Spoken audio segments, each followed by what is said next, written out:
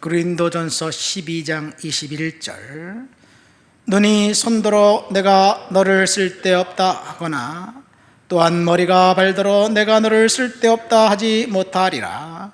그뿐 아니라 더 약하게 보이는 몸의 지체가 도리어 요긴하고 우리가 몸에 덜 귀 여기는 그것들을 더욱 귀한 것들로 입혀주며 우리의 아름답지 못한 지체는 더욱 아름다운 것을 얻느니라. 그런즉 우리의 아름다운 지체는 그럴 필요가 없느니라. 오직 하나님이 몸을 고르게 하여 부족한 지체에게 귀중함을 더하사 몸 가운데서 분쟁이 없고 오직 여러 지체가 서로 같이 돌보게 하셨느니라. 만일 한 지체가 고통을 받으면 모든 지체가 함께 고통을 받고 한 지체가 영광을 얻으면 모든 지체가 함께 즐거워하느니라. 너희는 그리스도의 몸이요 지체의 각 부분이라. 아멘. 지체의 비유를 통해서 진짜 교회가 어떤 모습인지 하나님이 알려주고 있습니다. 12절 말씀 우리가 읽진 않았지만 몸은 하나인데 많은 지체가 있고 많은 지체가 한 몸인 것처럼 그리스도가 그러하다, 그런 말씀을 하면서 교회에 여러 다양한 은사들을 갖고 있는 사람들이 한 교회를 이제 형성하면서 거기에는 헬라인이나 유대인이나 종이나 자유인이나 남자나 여자나 다 한 성령으로 한 세례를 받았고 한 성령을 마시게 했다, 그런 이야기를 합니다. 인종, 남녀, 그 다음에 지위, 어떤 것도 교회에서는 차별되지 않고 은혜의 공동체, 하나님의 공동체를 만든다는 이야기이지요. 몸에 있는 각 지체를 손, 발, 눈, 코, 입, 이제 내장, 기관 이런 것들을 통해서 어느 것도 중요하지 않은 지체가 없는 것처럼, 아니 오히려 덜 중해 보이는 것이 더 귀중한 것처럼 주님의 교회의 모습이 그러하다, 그런 이야기를 합니다. 더 약하게 보이는 몸의 지체가 더 귀중하다는 이야기는 병원에 가면 우리는 금방 알 수 있지요. 눈에 보이지 않는 그 지체 때문에 온 몸이 아프고 쑤시고 그런 것이 몸의 구성입니다. 교회 공동체는 다양한 은사를 갖고 있는 공동체입니다. 교회를 세워주시기 위해서 하나님께서 이제 은사를 주셨는데, 여기 특별히 고린도전서 12장 뒤에 나와 있는 은사들을 보면 사도, 선지자, 교사, 능력 행하는 자, 병 고치는 은사, 서로 돕는 은사, 그리고 각종 방언을 말함을 이야기하고 있습니다. 물론 그 앞에는 9가지 은사, 이제 지식의 말씀부터 방언 통역함까지 또 나와 있습니다. 그러면서 결론으로 사도 바울이 고린도 교회에게 이렇게 말합니다. 다 교사이겠느냐, 다 선지자이겠느냐, 다 병 고치는 은사, 다 통역하는 자이겠느냐, 그런 이야기를 하면서 더 중요한 은사가 있고 덜 중요한 은사는 없다, 이런 이야기를 합니다. 그러나 우리들은 그 사도의 은사는 중요하고 섬김의 은사는 덜 중요한 것 같이 생각합니다. 그것은 착각입니다. 이 세상이 그렇게 구성되어 있기 때문에 그렇습니다. 이 세상의 모든 단체와 기관과 이제 국가, 사회복지단체, 시설, 기관, NGO, NPO 모든 것들 다 다스리는 자가 있고 군림하는 자가 있고 다스림 받는 사람들이 있습니다.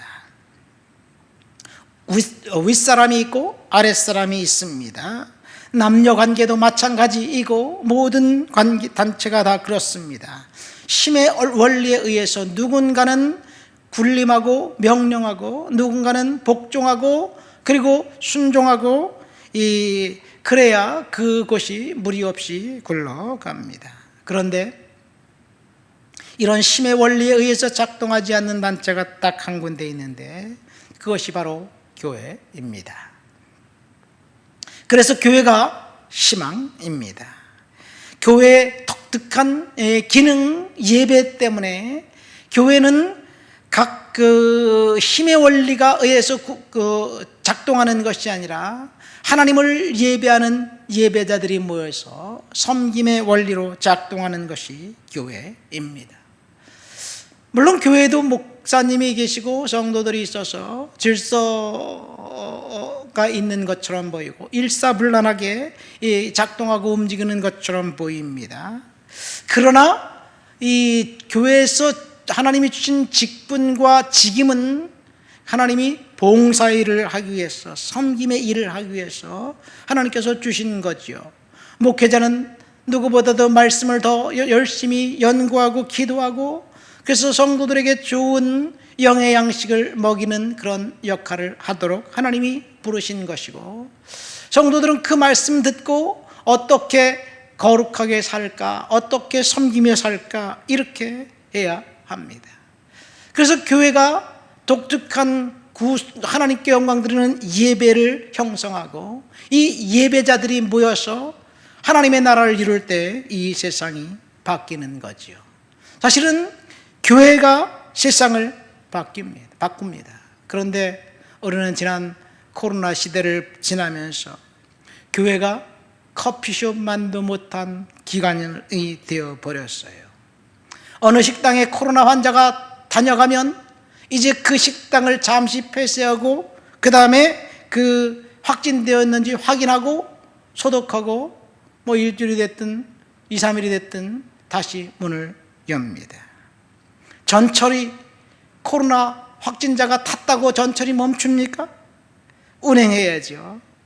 그러나 예배가 뭐가 그렇게 파렴치한 행동인지 교회를 갖다가 세상에 그 코로나 주범으로 매도하면서 심지어 교회를 폐쇄하겠다고 법안을 만든 사람들이 있습니다.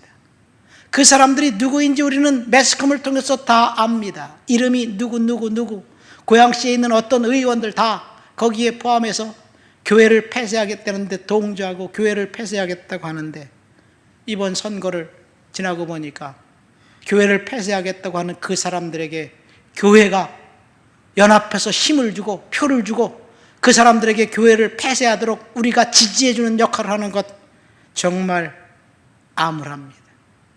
희망이 없고 소망이 안 보입니다. 너무나 정말 파렴치한 그 사람들, 횡포를 부리는 그 사람들이 교회를 아낌없이 지지해주는 것을 볼 때 이건 뭔가 잘못돼도 크게 잘못되지 않았는가 생각됩니다.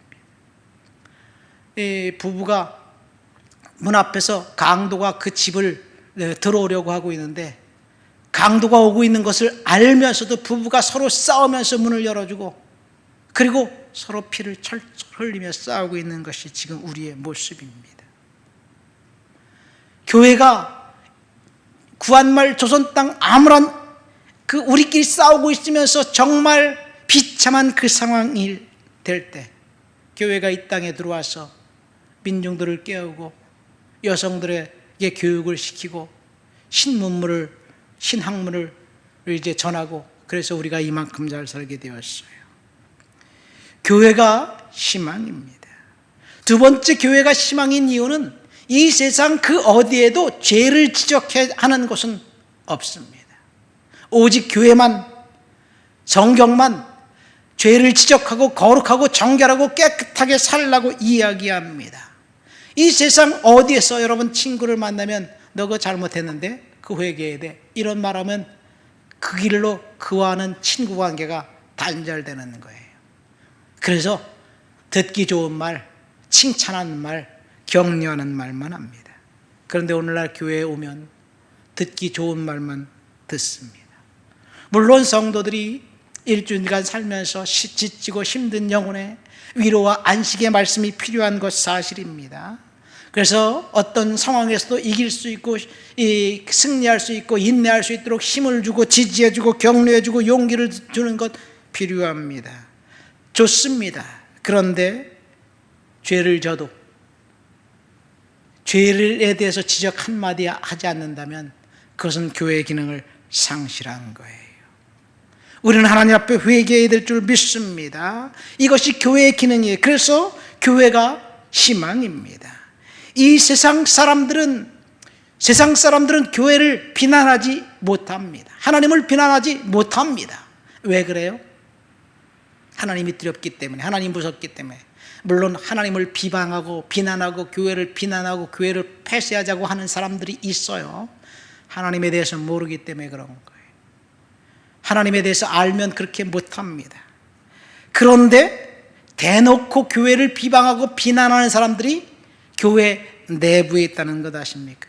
몇 년 전 낙곰수라는 팟캐스트 한 사람, 어느 목사 아들이 목사 가운을 입고 성경 말씀을 읽고 찬송가를 개사하면서 교회를 비방하고 폄하하고 그리고 교회를 비난했습니다. 그런 사람들이 무슨 단체를 만들어서 지금 교회마다 비리를 캐내면서 교회에 대한 어떤 비리를 지금 세상 사람들에 알리는 역할을 합니다. 그 사람이 국회의원 후보에 나왔을 때 그 아버지 목사가 대대적으로 축복하는 그런 웃지 못할 일들이 있었습니다. 하나님을 멸시하는 행위, 교회를 공격하는 행위. 여러분, 교회를 극렬하게 반대하는 것은 오직 공산주의밖에 없습니다. 칼 막스가 유물론에서 종교가 민중의 아편이라고 말했을 때 그 종교는 기독교를 말합니다. 러시아에 혁명이 일어났을 때 러시아 혁명을 지지했던 사람들이 러시아 정교회 사제들이었고 교회 성도들이었어요. 혁명이 지나고 난 다음에 6천만 명이 러시아에서 죽었습니다. 그들이 땅을 치면서 후회하고 회개하는 것은 우리가 공산당을 지지했다고 땅을 치면서 후회하고 회개했던 일화도 있습니다. 러시아 황제 짜르가 마음에 안 든다고 공산주의를 지지한 결과 결국 교회는 폐쇄되었습니다. 어쩌면 우리가 지금 그런 일이 우리에게 있는지 우리는 회개해야 될 줄 믿습니다. 분별해야 됩니다. 진짜와 가짜를 분별해야 됩니다. 누구나 다 목사이고 누구나 다 장로이고 누구나 다 성도인 것 같지만 교회를 비난하는 그 사람들은 교회를 공격하는 것뿐만 아니라 그리스도를 공격하는 거예요. 물론 교회가 빌미를 줬을 수도 있습니다. 목회자가 거룩하지 않고 성폭력과 그루밍 폭력에 이제 연루되어 있기 때문에 진실을 알린다고 이야기하는 것일 수도 있습니다. 그런데 그 상황을 통해서 그리스도의 몸이 해체가 되고 그리스도에게 공격을 한다면 그것은 사탄의 역할입니다. 우리는 하나님 앞에 겸손하게 순종하고 자기 직분을 다 해야 될 줄 믿습니다. 오늘 본문에 보면 교회의 아름다운 지체가 나와 있는 것을 우리는 알 수 있습니다. 세상의 모든 단체와 기관들은 힘의 원리에 작동하지만 교회는 그 반대입니다. 섬김의 원리로 작동해야 될 줄 믿습니다. 그러나 우리 교회가 섬김의 원리로 작동하고 있는지 힘의 원리로 작동하고 있는지 목회자가 자기의 주어진 그 권한을 가지고 성도들을 조종하고 있는지 아니면 교회에서 성도들이 서로 견제하고 있는지 우리는 말씀의 거울에 비추어서 우리 교회를 바라보면서 우리들만이라도 하나님 앞에 섬김을 살고 거룩한 삶을 살고 그래서 하나님 영광 드리고 그리스도의 몸을 세우는 저와 여러분들이 되시기를 예수님의 이름으로 축원드립니다. 하나님 아버지 감사합니다. 오늘도 주님 앞에 나와 주를 높여드리고 주를 찬양합니다. 하나님 그리스도의 몸을 세우는 각 지체와 기관들 하나님 우리가 주님 앞에 순종하며 믿음으로 살아가도록 주여 도와 주시옵소서. 하나님 이 땅의 교회들을 지켜주옵시고 성도들이 정말로 섬기는 삶을 살아갈 수 있도록 도와주옵시고 교회가 분별하게 도와주시옵소서. 교회를 공격하는 무리들을 아낌없이 지지하고 있는 교회 어떤 모습인지 회개합니다. 하나님 긍휼히 여겨 주옵소서.